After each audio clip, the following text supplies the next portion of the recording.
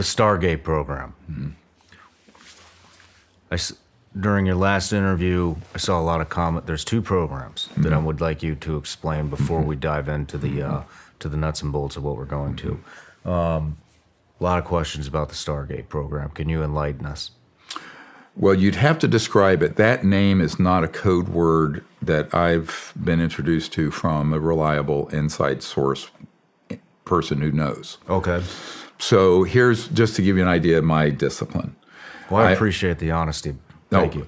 So if somebody has told me about an operation, whether it's a code word, code numbered, or just a general project that I know has the credentials and we know he was involved directly, firsthand, not second, third, fourth-hand gossip over the internet, then I will speak to that. But now, if you describe to me what people think Stargate is, I can comment on whether it's got any legitimacy. Well, from what I've read, people are saying that the Stargate program is doing some kind of experimentation with kids. Oh, well, I mean, it has a different name, but absolutely that's true. And as you know, Mr. Herrera, the Marine who was at our conference, who I think you'll be speaking with soon, he came across such an operation. He initially thought they were transporting in this man-made UFO drugs. They certainly had weapons, illegal weapons that they were distributing. But those crates that our forensic aerospace artist drew, or we had a knock who was there, who had been involved in an operation after that. And those were transporting children and women and certain men who had certain capabilities that would be used in experimental projects here and in other countries.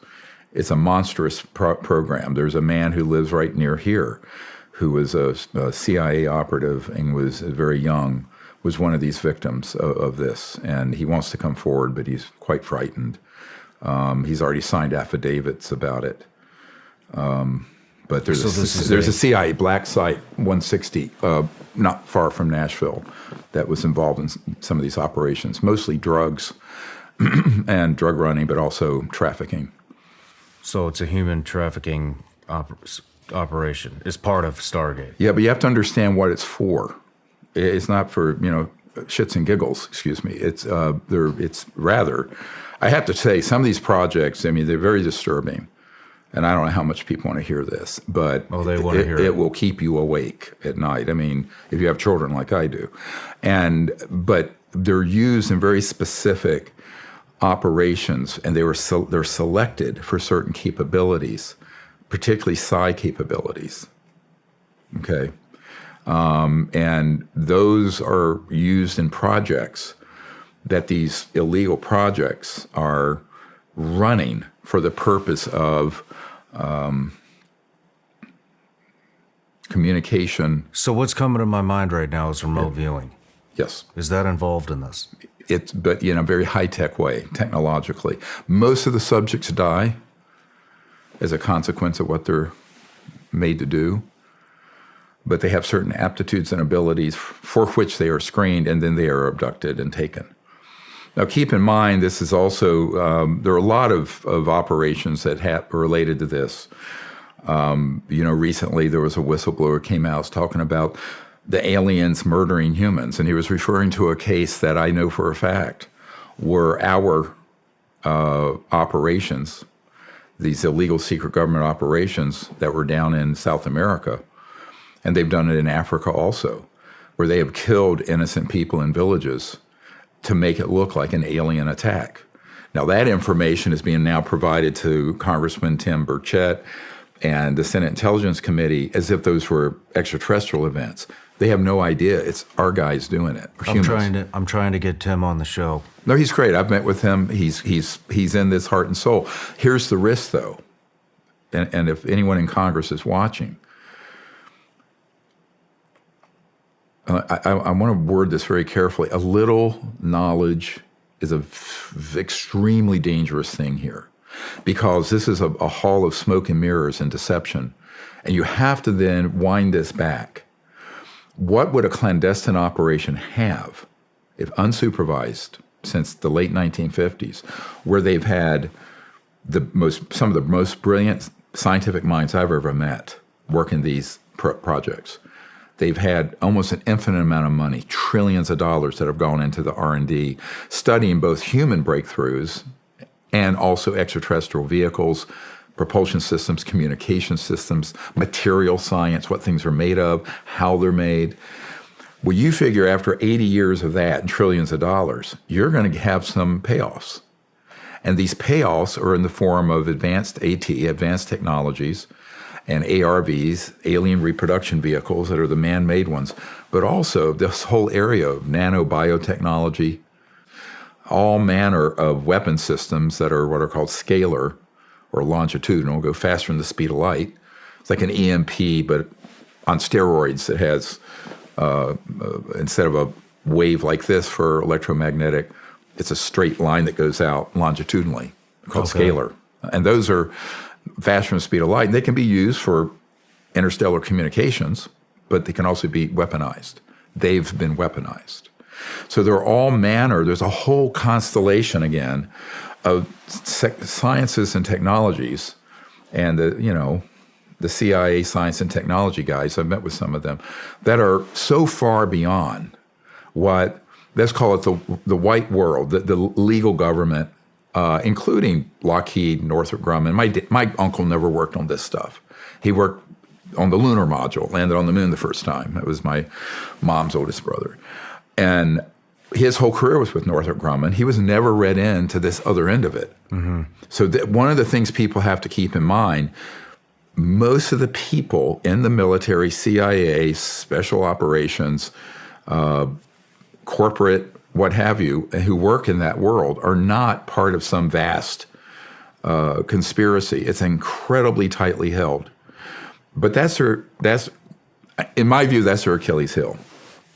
By definition, it has to be kept pretty small, pretty tight, which makes them vulnerable if, we'll get to this later, if the U.S. government actually has the will to go the distance to get this under control.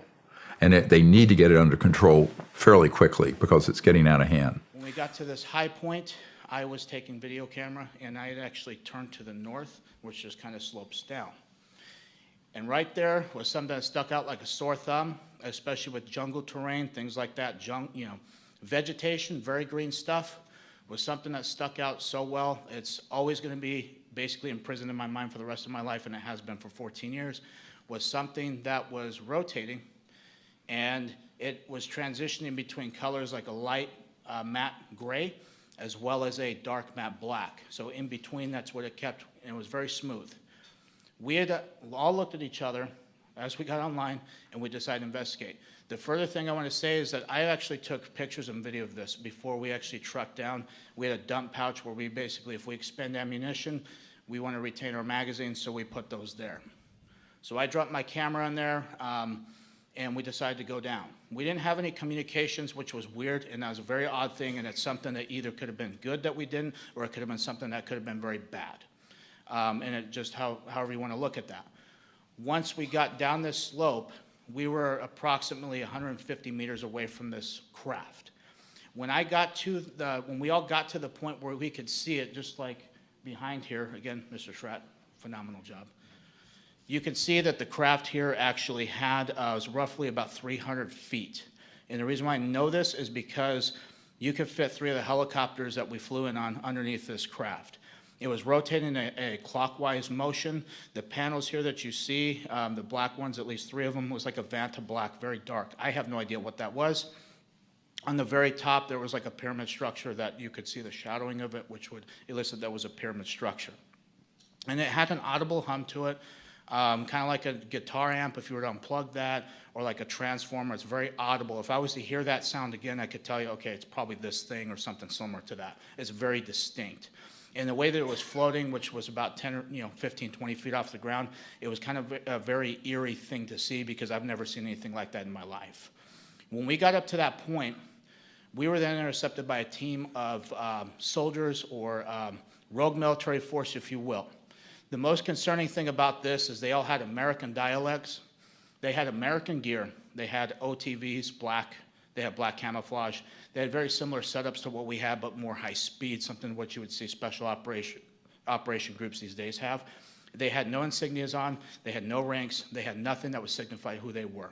They had black ball caps. They had M4A4s that were equipped with ACOGs, which was a step up from what we were currently issued, as well as PEC 16 IR illumination devices that you use for night vision and night patrols, things like that. So we were engaged. We had 8 of them put the drop on us. You could audibly hear them blow the safety selectors off. They basically started screaming at us, telling us what we were doing, we were not allowed to be there, who were we with, what were we doing there, threatened that they could kill us right then and there. We could get lost in the jungle. They could throw us out of a helicopter if they needed to. It was very nerve-wracking at that point, especially looking to my fellow Marines and seeing the reactions on their faces too. We were all freaking scared, to say none the less. So with that being said, each Marine was then patted down along with myself. We had our weapons taken from us. They were basically cleared in condition 4, which means they had no round chamber, no magazine in. They dumped our magazines out of our mag pouches as well onto the deck. And then again, because of Marine Corps order, how things are with that, we were told to keep our military ID in our left breast pocket. So they knew that. They asked for our military identification. We gave it to them, obviously, because they have guns in our face.